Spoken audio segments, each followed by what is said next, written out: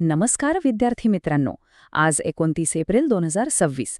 तुमच्या स्पर्धा परीक्षेच्या तयारीला आणखी धार आणण्यासाठी आजच्या टॉप करंट अफेअर्सच्या या सविस्तर विश्लेषणात तुमचं स्वागत आहे. वेळ न दवडता थेट महत्त्वाच्या मुद्द्यांना सुरुवात करूया. आज आपण प्रामुख्याने 4 अतिशय महत्त्वाच्या विषयांवर लक्ष केंद्रित करणार आहोत. अर्थव्यवस्था आणि पायाभूत सुविधा, संरक्षण आणि आंतरराष्ट्रीय संबंध, आपली राज्यव्यवस्था आणि निवडणुका, आणि शेवटी पर्यावरण व जैवविविधता. चला तर मग सुरुवात करूया आपल्या पहिल्या आणि अत्यंत महत्त्वाच्या विभागापासून, अर्थव्यवस्था आणि पायाभूत सुविधा. $860 अब्ज. आकडा ऐकून थक्क झालात ना? केंद्रीय वाणिज्य मंत्री पियुष गोयल यांनी नुकतंच जाहीर केलंय की 2025-26 या आर्थिक वर्षात आपल्या भारताच्या निर्यातीने हा महाकाय टप्पा ओलांडला आहे. जागतिक पातळीवर एवढी उलथापालथ सुरू असतानाही आलेलं हे यश आपल्या अर्थव्यवस्थेची खरी ताकद दाखवून देतं. परीक्षेच्या दृष्टीने अर्थव्यवस्थेवरचा हा आकडा पक्का लक्षात ठेवा. आता पायाभूत सुविधांचा वेग पाहायचा असेल तर या नव्या प्रकल्पाचा विचार करा. पंतप्रधान नरेंद्र मोदींनी नुकतंच उत्तर प्रदेशात तब्बल 594 किलोमीटर लांबीच्या 6 लेन गंगा एक्सप्रेसवेचं उद्घाटन केलंय. 36,000 कोटी रुपयाचा हा भव्य प्रकल्प आहे. याचा सर्वात मोठा फायदा काय? तर मेरठ ते प्रयागराज हा आधी लागणारा 10 तासांचा कंटाळवाणा प्रवास आता थेट 6 तासांवर आलाय. इन्फ्रास्ट्रक्चरच्या मुद्द्यावर हा एक खरा गेम चेंजर ठरणार आहे. अर्थव्यवस्थेला तंत्रज्ञानाची जोड कशी मिळतीये हे समजून घेणंही तितकंच गरजेचं आहे. नीती आयोगाने DPI at 2047 हा एक अतिशय महत्त्वाचा अहवाल नुकताच प्रसिद्ध केलाय. थोडक्यात सांगायचं तर विकसित भारत 2047चं जे आपलं स्वप्न आहे त्यासाठी लागणाऱ्या डिजिटल पब्लिक इन्फ्रास्ट्रक्चरचा म्हणजेच DPI 2.0 आणि 3.0चा हा संपूर्ण रोडमॅप आहे. तंत्रज्ञान आणि अर्थव्यवस्थेच्या अभ्यासासाठी हा अहवाल नक्कीच वाचायला हवाय असा आहे. पण मित्रांनो, जिथे विकास आहे तिथे काही आर्थिक गैरव्यवहारही समोर येतातच. आता हेच बघा, ईडीने म्हणजेच सक्तवसुली संचालनालयाने रहेजा डेव्हलपरचे प्रमोटर नवीन रहेजा यांची जवळपास 1,100 कोटी रुपयांची मालमत्ता जप्त केली आहे. घर खरेदीदारांची फसवणूक आणि पैशांची अफरातफर, एकूण 2,400 कोटींच्या मनी लॉन्ड्रिंग प्रकरणातील तपासाचाच हा एक भाग आहे. भ्रष्टाचार आणि मनी लॉन्ड्रिंग या टॉपिक अंतर्गत अशा मोठ्या कारवायांवर लक्ष ठेवणं गरजेचं असतं. आता वळूया आपल्या पुढच्या विभागाकडे, संरक्षण आणि आंतरराष्ट्रीय संबंध. इथे आज 2 मोठ्या घडामोडी आहेत.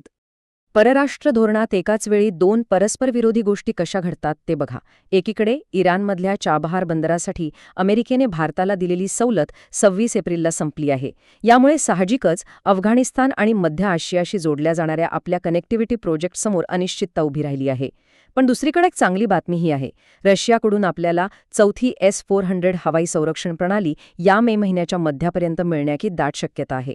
आणि तुम्हाला प्रश्न पडला असेल की ही नवीन S-400 सिस्टीम नेमकी कुठे तैनात होईल, तर ही अत्यंत प्रगत प्रणाली थेट पाकिस्तान सीमेजवळ तैनात केली जाणार आहे. भारत-रशिया संरक्षण संबंध आणि आपली डिफेन्स सिस्टीम कशी आणि किती अपग्रेड होतीये हे समजण्यासाठी ही अपडेट खूप महत्त्वाची आहे. चला, आता आपल्या तिसऱ्या विभागाकडे जाऊया, राज्यव्यवस्था आणि निवडणुका. लोकशाहीत सध्या काय सुरू आहे ते पाहूया. आपली लोकशाही प्रक्रिया किती तळागाळापर्यंत आणि किती व्यापक आहे याची ही 3 उत्तम उदाहरणे आहेत. एकीकडे पश्चिम बंगाल विधानसभा निवडणुकीच्या दुसऱ्या टप्प्यात आज 142 मतदारसंघांमध्ये धडाक्यात मतदान सुरू आहे.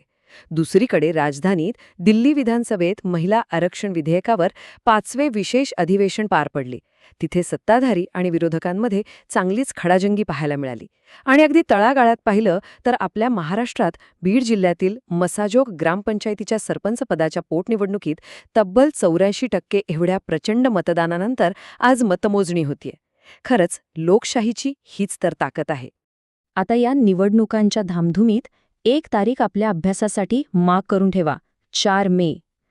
केरळ, आसाम, पुडुचेरी, तामिळनाडू आणि आता सुरू असलेलं पश्चिम बंगाल या सर्व राज्यांच्या आणि केंद्रशासित प्रदेशांच्या निवडणुकांचे निकाल एकाच दिवशी म्हणजे 4 मे रोजी जाहीर होणार आहेत. राष्ट्रीय राजकारणाच्या दृष्टीने हा दिवस खूप मोठा असणार आहे. आणि आता आपण येऊया आपल्या शेवटच्या पण अत्यंत महत्त्वाच्या विभागाकडे, पर्यावरण व जैवविविधता. नीलगिरी तहर परीक्षेत अनेकदा यावर नेमके प्रश्न विचारले जातात. आत्ताची अपडेट अशी आहे की तामिळनाडू वनविभागाने या नीलगिरी तहरचे तिसरे सिंक्रोनाइज सर्वेक्षण नुकतंच सुरू केलंय. फॅक्ट्सच्या बाबतीत 2 गोष्टी पक्क्या लक्षात ठेवा.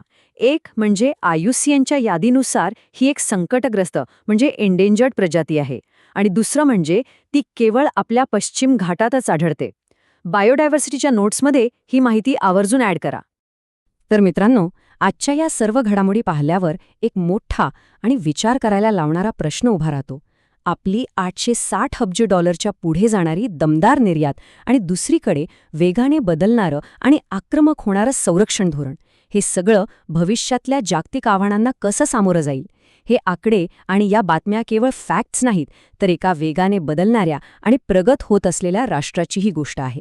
यावर नक्की विचार करा. आजच्या या सविस्तर विश्लेषणात आपण इथेच थांबूया. या माहितीच्या आधारे तुमची तयारी अशी जोमाने चालू राहू द्या. लवकरच भेटूया. धन्यवाद.